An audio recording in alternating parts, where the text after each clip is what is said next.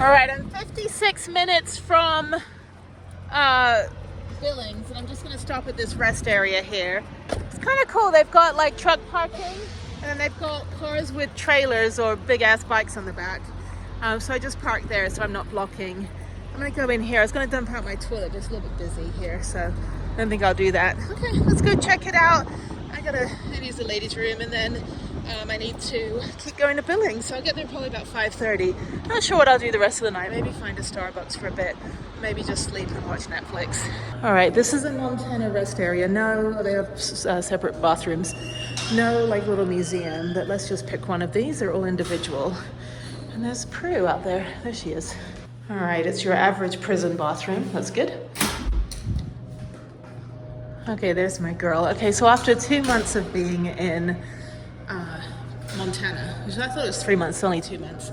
It's kind of nice to be back on the road, although the 90 is a little bit gnarly. It's a bit of a windy, fast road, but you can go 80 miles an hour. Anyway, so we got a little picnic area over here. It feels so nice right now. The weather is perfect. It's like 72 and a little bit breezy. So yeah, there's a little picnic area here where you can like hang out. I don't know, I already had lunch. I had a scrambled eggs with, what else did I have? Avocado and tomatoes. I don't really need to eat anything for dinner. I'm just more tired. I just need to go to sleep, I think, early tonight. So Cracker Barrel in Billings allows you to sleep overnight. I already called. But yeah, you can see how windy it is. The bike's on the back. It's good to have a second bike.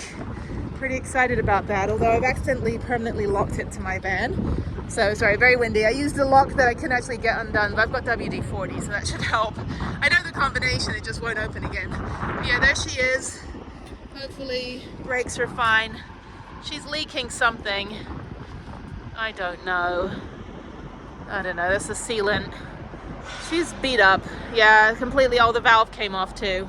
Yeah, they don't ever put the valves back on. I'm like, guys, the rocks hit the valves and the valves end up deflating my tires. This is a piece of shit now. Like, I need to get a new bike anyway. But yeah, so this combination lock here is unfortunately permanently closed. So let me go in. There's Prue, there's me. All right, let's keep going. Got 58 minutes, 56 minutes, and then I'll be in Billings. I'm gonna drive around the town for a little bit. Gas is good so far. I filled up at 211 miles and I've used like 56 miles and it's at 175. So do the math. I'm actually getting more miles than the gauge is telling me. So that whole debacle is happening again, but hopefully it'll reset to 320 miles, which is what it should be. So I'm just gonna test it out, see how far I can get. I don't want to obviously run out of gas, but see how low I can get without, with it kind of calibrating properly, and hopefully when I fill up the next time it'll be correct. And by the way, you can sleep at the rest areas overnight. They are quite nice. Rattlesnakes have been observed. Please stay on sidewalks. Well, that's always good. The worst of the rattlesnakes that don't rattle anymore. Anyway, but they've got 3 different types of parking spaces. So if you park, which is nice, they've got kind of a buffer between the 18-wheelers and the regular cars. But if I were to park at the very end and sleep, which I don't need to because I'm only like an hour from Bozeman, then it'll be fine. So other than that, yeah, the rest area I'll probably stay at tomorrow night. I'll probably be over in Wyoming. I'm going to try to get up early, go work out at Planet Fitness, shower. I don't have anything to do on the computer tomorrow, but I should get a little bit of my own stuff done. And then Monday's Labor Day, so everything's closed. I've got another day of not having to do anything. And then, yeah, if I just kind of mosey on down, I'll try to stop and do some hikes along the way. And just take my time to get to Denver. Hopefully I'll get my ticket booked and everything else that I need squared away, airport parking for the car, get that all done and booked, and we should be good to go for the next 2 weeks, which will be down in Colorado. So yeah, I don't know what I'll do when I get back to Denver. I don't really want to hang out at friends' houses. I just want to get into Colorado, maybe go do the same thing that I did last year, going into Dillon, Vail, kind of on the I-70, some of the cool places, but everything was mountain biking. So I need to go find some more hikes. Maybe go hike back up to the Golden Mine, which was really cool. It's at 14,000 feet, I think, 12,000 feet. Maybe do that hike again, but there's a lot of dogs off leash. So yeah, I'm back into like shitty pet parent country. So anyway, all right, let's keep going. I might get something for dinner tonight or make something. I want noodles. I want something naughty, like some Vietnamese food, which is really healthy. But yeah, I don't know what I'll do. I got enough food to cook. I've got some Thai chili paste that I can fry up some noodles with. I might do that for dinner tonight, or maybe have some poblano soup. I've got avocado, but I already had an avocado today. Actually, no, I had 2 avocados and one was bad, so I have no avocados. That means I can go out now because I'm not waiting for the avocado to be ripe. Anyway, okay, let's go.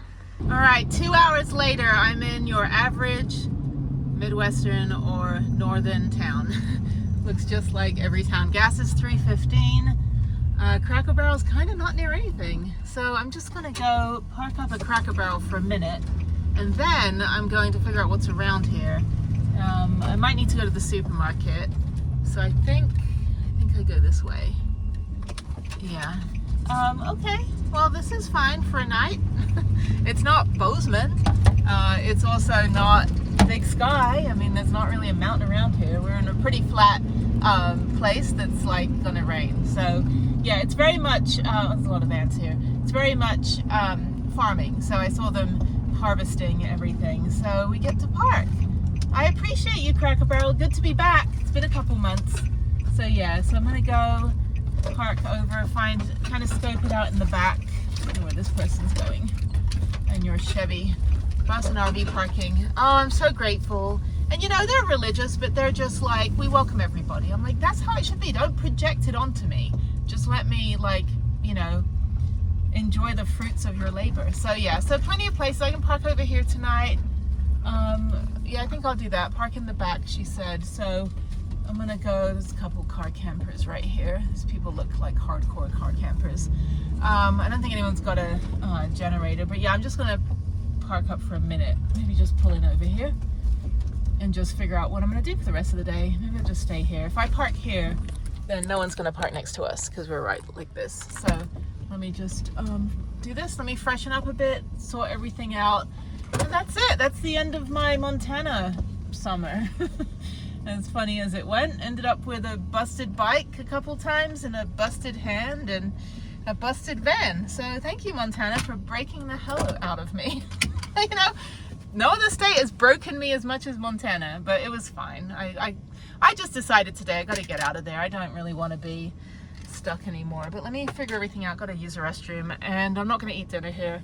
I'll come back later. I'm just going to park for a minute because it's only like 6 o'clock, and then I'll figure out what I'm going to do the rest of the night. And if there's a Starbucks around here, I can go work there for a couple hours, but I'm tired, so I think I'm going to veg and then kind of have a new day tomorrow. So I will see you guys later. Bye. Good morning from the good old saltine bucket. My neighbor is running his generator. There was a train that went by last night, but trains don't bother me. There's another neighbor pulled up. Somebody just parked here for like 10 minutes. And I'm like, dude, there's like 100 parking spaces. What are you doing? Trying to siphon my gas? Like, seriously. Anyway, this another couple van lifers. Yeah, this was really nice at the Cracker Barrel. It's been a while since I've stayed. So I've got a busy day today. It's Sunday. It's about 10 a.m. almost. So I slept like a freaking rock. Didn't even want to get up this morning. It was nice and cool. It's going to be in the 90s today. So I'm going to get going. I'm going to go to the Danwalt Botanical Gardens, Rim Rocks, which is like a little natural phenomena. They do have a little park in town that you can do a hike, but there's rattlesnakes, so not going to happen.